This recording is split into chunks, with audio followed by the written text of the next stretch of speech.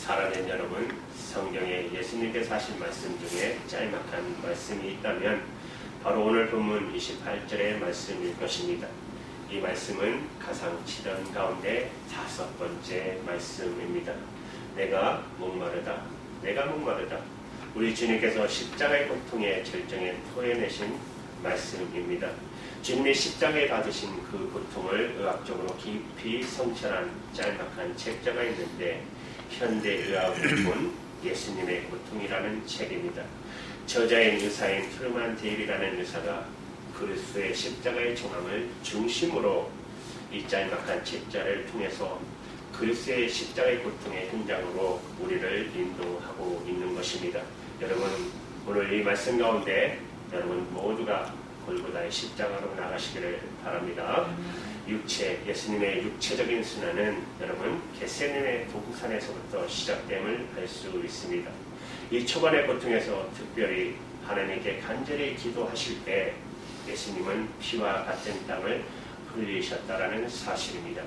매우 흥미롭게도 이 복음서의 기자 중에서 오직 의사인 누가만이 이 사실을 기록하고 있습니다. 여러분 누가복음 22장 44절의 말씀에 보시면 예수께서 힘쓰고 애써 더욱 간절히 기도하시니 땀이 땅에 떨어지는 핏방울 같이 되더라고 말씀하고 있습니다. 현대 학자들은 어떻게 이런 일이 일어날 수 있는가 하며 믿지 않지만 그러나 이것은 의학서적을 참고하면 간단하게 해결될 수 있습니다. 매우 희귀하기도 하지만 히마르티 지수라는 현상의 의학책에 기록되어 있는데요. 사람이 극도의 감정적인 가로 상태에서는 작은 못에 혈관이 파괴되어 그 땀샘에서 피와 땀이 섞여 나올 수 있다는 것입니다. 예수님께서 피와 땀을 흘리며 기도하신 후 여러분 이 동산에서 체포되신 예수님께서는 산에 들인 공회와 대제사장 가야바 앞으로 끌려갑니다. 여기서 처음으로 예수님이 외상을 당하십니다. 대제사장 가야바의 질문에 아무 대답이 없다라고 잠잠히 계시다는 이유 하나만으로 거기에 있던 사원 중 한 사람이 예수님의 뺨을 때리셨습니다. 그리고 나서 성전 경비대원들이 예수님을 조롱하고 비웃고 침뱉고 얼굴을 굴타하기 시작했습니다. 예수님은 상하고 멍들고 탈수록 침뱉다가 밤새도록 제대로 자지도 못해서 지치진 예수님은 이른 아침 예루살렘을 지나 유대의 총독 본디오 빌라도의 재판정이 있는 안티오니아 요새의 관정으로 구성되십니다. 빌라도는 책임을 지지 않기에 예수님을 다시 헤롯에게 보내고 헤롯은 다시 예수님을 빌라도에게 보냅니다. 빌라도는 예수님에게 아무런 죄를 발견하지 못합니다. 그 심판을 군중들에게 묻게 됩니다. 군중들은 군중 심리에 휘말려 강도인 바라바를 풀어주기보다는 예수님을 채찍질하여 십자가에 못 박도록 외칩니다. 마침내 빌라도는 예수님의 십자가에 못 박도록 성공합니다. 그리고 먼저 예수님을 채찍질을 하게 합니다. 예수님의 옷을 벗기고 두 손을 머리에 있는 기둥에 묶습니다. 로마 군병들이 채찍질하는데 유대법에 따라 40에 하나, 40대를 때리면 사람이 죽으니까 40에 하나 가만 39번을 때리도록 합니다. 무거운 가죽끈으로 된 채찍에 그 끝에는 각각 2개씩의 둥그런 새 낙덩이가 달려 있었습니다. 그 무거운 채찍으로 예수님의 등과 다리를 사정없이 거듭 내리쳤습니다. 처음에는 그 무거운 가죽끈들이 피부만 찢었습니다. 채찍과 함께 예수님의 상처는 넓고 깊어져 갔습니다. 마지막에는 예수님의 살가죽이 마치 벼처럼 너덜너덜해가지고 등 전체를 알아볼 수 없을 정도로 찢겨지고 피로 범벅이가 된 살덩이가 되었습니다. 로마 군병들이 왕이라고 자칭하는 예수님을 희롱하기 시작합니다. 로마 군병들은 예수님의 어깨 위에 자색 옷을 던지고 그 손에 왕의 홀 대신 갈대를 쥐어줍니다. 그 다음에 그들은 예수님께 씌울 가시관을 만들기 시작합니다. 긴 가시들로 덮인 유연성 있는 가시더미로 멸류관 모양으로 만들어 예수님의 머리에 씌웠습니다. 그러자 또다시 많은 피가 흘러나왔습니다. 비웃고 얼굴을 때리고 그리고 나노 로마 군병들은 다시 그 가시관 면류관을 머리 깊이 씌우기 위해서 예수님의 손에서 칼대를 빼앗아 머리에 있는 가시관을 내리쳤습니다. 잔인한 장난의 실정이 나자 그들은 예수님 위에 덮여있던 자색 옷을 잡아챘습니다. 그 자색 옷에는 이미 예수님이 흘리신 피와 상처 있는 혈청이 달라붙어 있었어요. 또다시 그로 인해 채찍에 맞아 상처난 것과 상처난 곳에서 피가 흘러나오기 시작했습니다. 이제 예수님은 골고다 언덕으로 향해 갑니다. 무거운 십자가 가로대가 예수님의 어깨를 가로질러 묶여져 있었습니다. 십자가에 못 박히시기 위해 예수님의 행렬이 로마 군병들과 함께 천천히 비와 돌로 사이의 길을 향하기 시작합니다. 예수님은 똑바로 서서 걸어가려고 애를 썼으나 이미 많은 피를 흘리신 충격으로 이 가로대의 무게를 감내하지 못하시고 계속 쓰러지셨습니다. 그 거친 나무 기둥은 예수님의 어깨가 찢어진 피부 속의 근육을 도려내기고 비벼대기 시작합니다. 다시 일어나려고 했지만 더 이상 견뎌낼 수 있는 한도를 이미 넘어섰습니다. 백부장은 빨리 십자가형을 집행하려고 했기 때문에 그 강력을 규격하던 구레네 시몬을 붙잡아 예수님 대신 십자가를 지게 했습니다. 안토니아 요새로부터 골고다이까지 600m의 행렬이 끝나자 허락된 소금만 남긴 채 군병들은 예수님의 옷을 다 벗겼습니다. 십자가형이 시작된 것입니다. 십자가의 가로대를 땅에 내려놓고 무섭게 예수님의 두 어깨가 가로대 위에 뉘어졌습니다. 로마 군병들은 예수님의 손목 약간 오목한 곳을 더듬어 찾았습니다. 곧 그들은 무겁고 네모진 단출못을 예수님의 손목을 뚫고 나무에 박았습니다. 재빨리 그들은 다른 쪽으로 가서 판이 어느 정도 움직일 수 있도록 조심하여 다른 팔에 못을 박았습니다.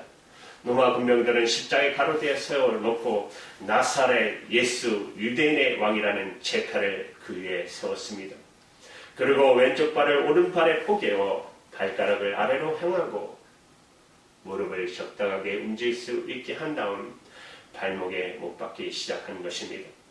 예수님께서 십자가에 못 박히셨습니다. 점차 힘이 빠져 손목에 박혀있던 곳이 몸무게를 지탱하자 무서운 아픔이 예수님의 손가락과 발가락 내로 전달됩니다. 손목에 박혀있는 못들은 중증 압박을 가하기 시작했습니다. 예수님은 고통을 피하기에 몸을 위로 올리자 몸무게 전체가 다리에 박혀있던 못에게 지워졌습니다. 바로 이때 또 다른 현상이 일어났습니다. 팔들이 피로해지자 그 경련이 근육 전체에 급속히 퍼졌는데 그것은 깊고 사정없이 쑤셔대는 아픔입니다. 이 경련 때문에 예수님은 몸을 위로 올리려고 하셨지만 이미 힘이 다 빠지고 팔의 몸무게에 실리게 되자 가슴 근육이 마비되고 근육도 재구실을 못하게 되었습니다. 숨을 들어 마실 수 있지만 내쉴 수는 없었습니다. 짧은 호흡이라도 없기에 예수님은 몸을 위로 올리고자 한꺼님을 쓰셨습니다. 오전 9시 십자가에 못 박힌 예수님은 3시간을 견디셨습니다. 정오에 갑자기 내리덮인 캄캄한 어둠 속에 예수님은 계속 아파하셨습니다. 5시간이 지나갔습니다.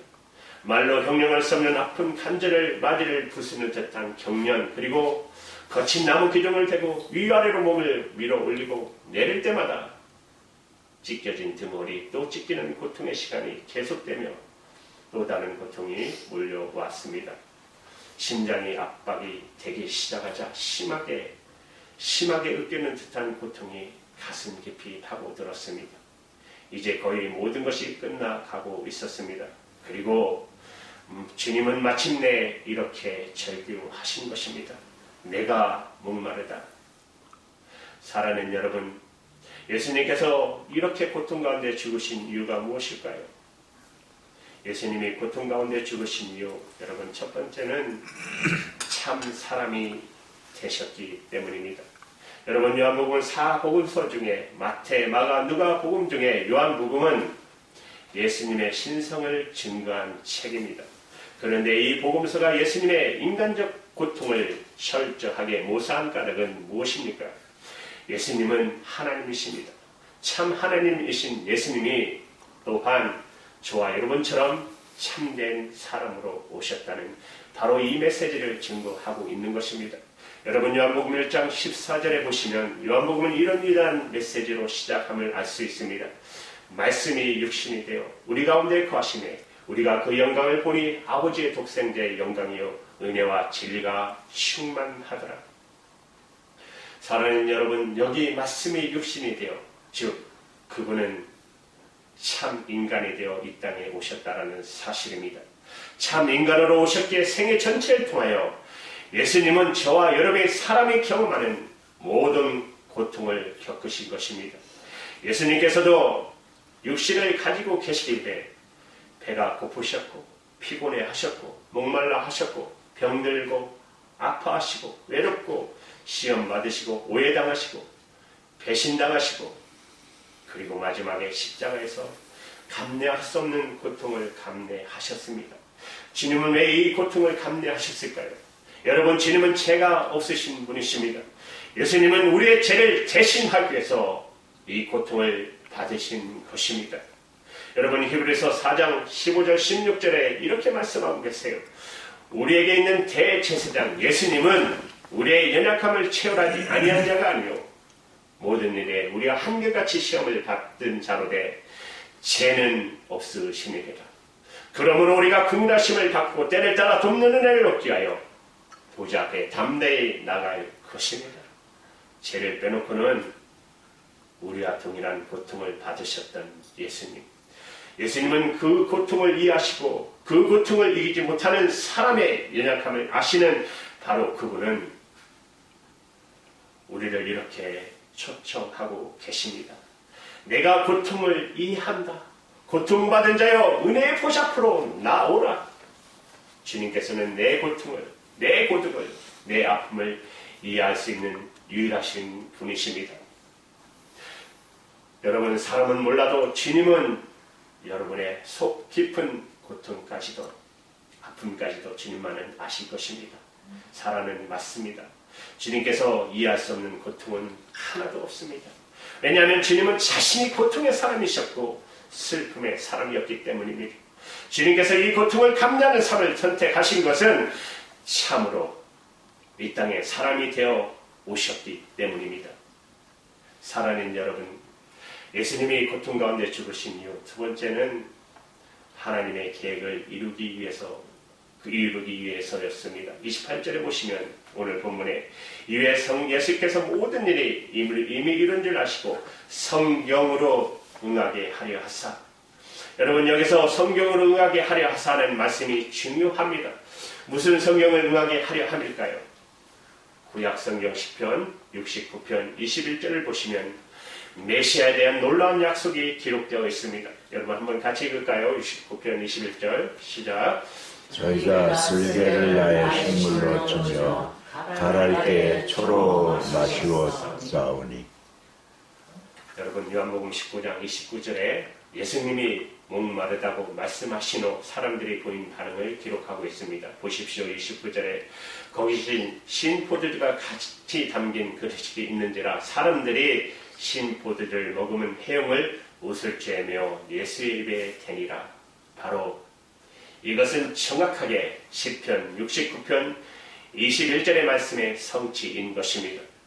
바로 이 예언이, 이 성경이, 이 시편의 말씀을 응하게 하려 하사 그분은 이 고통의 한 절정에서 하나님 아버지의 뜻과 하나님의 계획을 바라보시며 이렇게 말씀하고 계십니다. 내가 목마르다.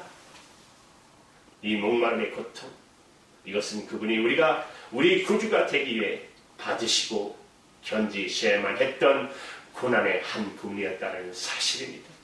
여러분, 가장 견디기 어려운 고통이 있다면 어떤 고통일까요? 저는 의미가 없는 고통이라고 생각합니다. 내가 고통을 받을 때 고통 자체도 어렵지만 이 고통의 의미를 정말 모를 때, 그것이 까닭없는 고통이라고 생각할 때, 내가 왜 이유 없이 이 아픔을 당해야 하나? 하고 더 깊은 절망 속에 빠질 수밖에 없잖아요. 그러나 우리가 받는 고통이 아무리 심각한 것이다 해도 이 고통의 뜻이 있다면, 이 고통의 뜻이 있다고 믿는다면 우리의 태도는 달라질 것입니다. 이 고통에 있는 저 건너편에 오늘의 고통이 성취할 수 있는 빛나는 내일이 있다면, 이 고통 속의 의미를 있음을 참으로 믿고 참으로 바라볼 수만 있다면 우리는 다른 자세로 고통 앞에 설 수 있을 것입니다. 저와 여러분은 물론 모든 그리스도인에게 약속된 삶은 절대로 고통이 면제된 삶은 아닙니다. 예수 믿는다고 해서 고통이 없어진다고 하신 절대로 하나님이 말씀하신 적이 없으십니다. 여러분도 너무나도 잘 아시는 성경 구절 있지 않습니까? 요한복음 16장 33절의 말씀. 너희가 이 세상에서 환난을 당하나 담대하라. 내가 세상을 이겼노라. 여러분, 이 말씀의 뜻은 고통 없는 삶이 아니라 고통에도 불구하고 고통을 넘어선 궁극적인 승리를 우리 주님께서 약속하신 말씀인 것입니다. 우리는 이 비밀을 알기 때문에, 그리고 이것이 그리스도의 삶인 것을 알기 때문에 우리의 삶에 배어있는 하나님의 절대적인 주권을 참으로 믿을 수만 있다면 저와 여러분은 그리스도는 어떤 고통 속에서도 절대로 좌절할 필요가 없는 것입니다. 그렇다면 우리도 이제 사도 바울처럼 이렇게 고백할 수 있을 것입니다. 로마서 8장 28절의 말씀 우리 한번 같이 읽겠습니다. 시작. 우리가 알거니와 하나님을 사랑하는 자 곧 그 뜻대로 부르심을 입은 자들에게는 모든 것이 협력하여 선을 이루느니라. 오늘의 고통이 내일의 하나님의 뜻을, 하나님의 선을 성취할 수 있음을 참으로 믿고 알고 있다면 우리는 우리에게 다가온 고통 속에서도 우뚝 설 수가 있다는 사실입니다. 저는 그것이 예수님의 심정이었다고 생각합니다. 자신이 받는 고통이 당신의 구원을, 저와 여러분의 구원을, 세상의 구원을, 인류의 구원을 성취할 수 있다는 사실 때문에 그분은 이 고통 앞에 담대하실 수가 있었던 사실입니다. 여러분, 시인 윤동주는 십자가라는 시에 보면 그리스도에 대해서 이런 놀라운 표현이 있습니다. 괴로웠던 사나이, 행복했던 예수 그리스도에게처럼 십자가가 허락된다면 모가지를 들이고 꽃처럼 피어나는 빛을 어두워가는 하늘 밑에 흘리겠습니다. 여러분, 윤동주 시인이 묘사한 예수 그리스도의 탁월한 묘사를 들어보십시오. 괴로웠던 사나이, 행복했던 예수 그리스도, 그 십자가의 고통에서도 행복할 수 있었던 유일한 그분, 자신의 십자가의 고통이 인류의 구원을, 당신과 저와 여러분을, 나의 구원을 가능케 할 수 있다는 그 사실 때문에 그분은 그 십자가 앞에서도 여전히 행복할 수 있다는 이 표현은 얼마나 정확한 표현입니까? 사랑하는 여러분, 이제 마지막으로 예수님의 고통 가운데 죽으신 이유 세 번째는 우리가 목마르지 않는 삶을, 우리에게 목마르지 않는 삶을 살게 하기 위해서 하신 것입니다. 한 신학자는 그리스도의 삶을 묘사하면서 그리스도의 삶을 역설의 삶이라고 표현했습니다. 역설의 삶. 우리가 부유해지도록 자신은 가난해지신 분, 우리가 기쁨의 삶을 살도록 슬픔의 삶을 사셨던 그분, 우리가 평안을 누리도록 고통을 당하셨던 바로 그분, 우리가 부활의 영광을 누리도록 죽으셨던 바로 그분, 우리가 천국을 바라보도록 지옥을 선택하셨던 그분. 여러분, 지옥이 어떤 곳일까요? 저는 한마디로 지옥은 목마름의 끝이라고 묘사하고 싶습니다. 여러분도 잘 아시는 성경 말씀 누가복음 16장 24절을 보면 부자와 거짓 나사로의 이야기가 기록되어 있습니다. 그리고 지옥에 간 부자의 경험이 기록되어 있습니다. 그는 말할 수 없는 고통 중에서 저 멀리 있는 아브라함을 향해서 이렇게 호소합니다. 누가복음 16장 24절에 아버지 아브라함이여, 나를 긍휼히 여기사 나사로를 보내어 그 손가락 끝에 물을 찍어 내 혀를 서늘하게 하소서. 내가 이 불꽃 가운데서 고민하나이다. 이 꺼질지 모르는 목마름의 고통, 한 방울의 물을 호소하는 해가 없는 영원한 고통의 불못을 바라보십시오. 지옥은 영원한 목마름의 장소라는 것입니다. 그렇습니다. 지금 예수 그리스도는 십자가에서 이 지옥을 경험하고 계신 것입니다. 우리가 이 지옥에 가지 않도록 천국을 경험하도록 말입니다. 그러면 천국은 어떤 곳입니까? 여러분, 천국은 영원히 목마름이 없는 곳입니다. 요한계시록 7장 16절의 말씀을 보십시오. 다시 줄이지도 아니하며 목마르지도 아니하리라고 말씀하고 계십니다. 또 요한복음 4장에 보면 목말랐던 사마리아 여인이 기록되어 있습니다. 사마리아 여인은 남편을 5번씩이나 바꿨어도 여전히 목마르고 또 고통스러웠던 여인. 그녀가 추구한 어떤 삶의 방편도, 어떤 삶의 해결책도, 어떤 삶의 선택도 이 목마름을 해결할 수가 없었습니다. 이런 여인의 상태를 묘사하기 위해서 주님께서는 앞에 있는 우물을 바라보시며 이렇게 말씀하셨습니다. 이 물을 먹는 자마다는 다시 목마르리라. 다시 말씀드리면 갈증을 해결보려고 세상이 주는 재물의 물을 마시지만, 쾌락의 물을 마시지만, 명예의 물을 마시지만, 질서의 물을 마시지만 절대로 이 목마름은 해결되지 않는다는 것입니다. 주님께서 이렇게 말씀하십니다. 요한복음 4장 13절 14절의 말씀 우리 다 같이 읽겠습니다. 13절부터 시작. 예수께서 대답하여 가라사대 이 물을 먹는 자마다 다시 목마르려니와 내가 준 물을 먹는 자는 영원히 목마르지 아니하리니 나의 주는 물은 그 속에서 영생하도록 솟아나는 샘물이 되리라. 아멘. 네. 혹시 이 방송을 듣는 분들 중에 아니 여러분들은 이 물을 마신 적이 있습니까? 오늘 영생의 주이신 예수 그리스도를 만나셨습니까? 여러분 성경의 마지막 초청을 알고 계십니까? 성경의 마지막 장에 기록된 초청은 어떤 초청입니까? 요한계시록 20장 17절에 보시면 예수 그리스도께서 이렇게 초청하십니다. 성령과 신부가 말씀하시기를 오라 하시는도다. 듣는 자도 오라 할 것이요 목마른 자도 올 것이요 또 원하는 자도 값없이 생명수를 받으라. 여러분, 이것이 마지막 성경의 초청입니다. 여러분이 연생의 영생의 물을 마신 적이 있으십니까? 이태리의 어느 부자 상인의 아들로 태어난 젊은이 하나가 있었습니다. 그의 취미는 비싼 옷을 입고 밤마다 이 술집 저 술집으로 이 연회장에서 저 연회장으로 전전하는 것이었습니다. 두 손에는 금화를 가득 뿌리고 지고 뿌리고 다니는 것이 그의 취미였습니다. 술과 춤과 도박과 여인들 사이에 밤이 새고 낮을 맞이합니다. 저녁이면 불량배들과 올려 다니며 여인의 집집마다 창 안에서 세례대를 불러대고 다시 술 마시고 또 다른 술집을 향해서 질주했습니다. 그의 유일한 꿈이었다면 전쟁터에 나가서 한번 싸워서 유명한 기사가 되는 것이 꿈이었습니다. 그러나 그것도 병약하여 그 꿈마저도 좌절당했습니다. 어느 날 그가 심한 열병에 걸렸습니다.